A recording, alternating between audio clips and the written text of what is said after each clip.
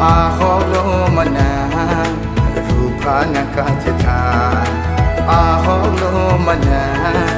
rupa nakajita jude trini thon la pusona la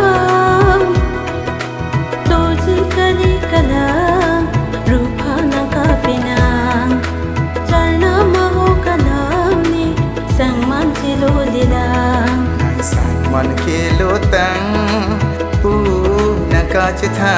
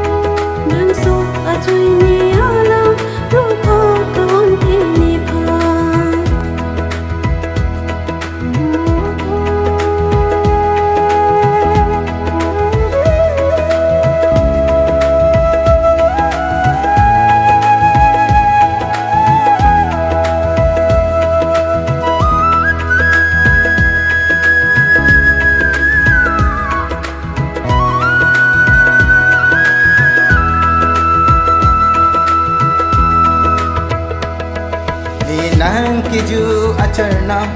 nang seng chipa orina ni nang kiju acharna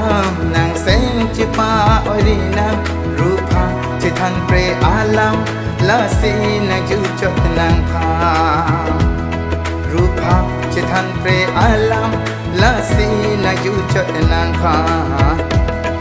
nang sang man ke lo tang pu nang ka chithan aholo mana rupa nakajita aholo mana rupa nakajita jude trini thon la pusona la doji kali kala rupa nakapina charna maho kalam ni sangman chilo dilang man kilo tang pu nakajita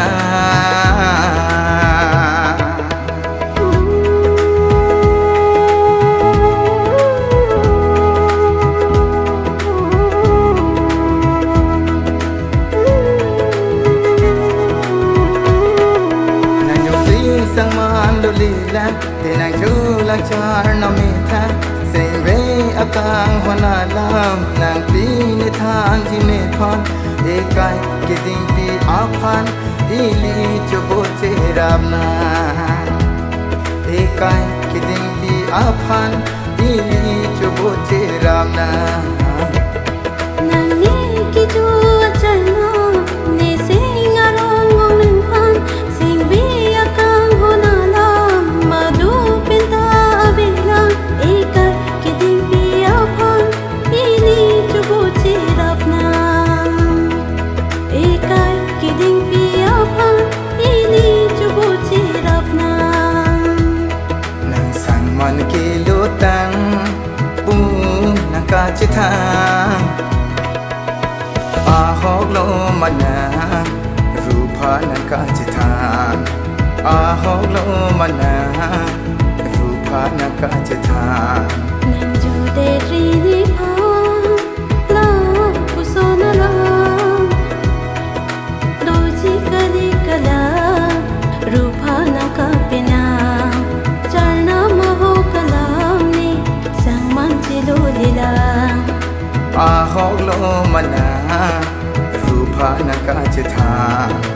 doji kali kala rupa nakapina aholo mana rupa nakajita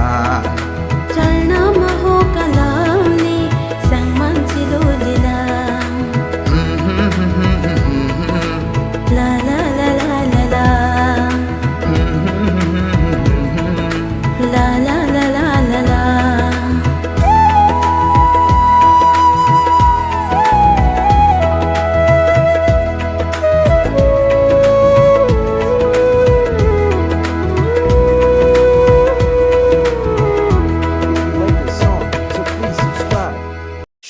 and comment. Don't forget it my YouTube channel.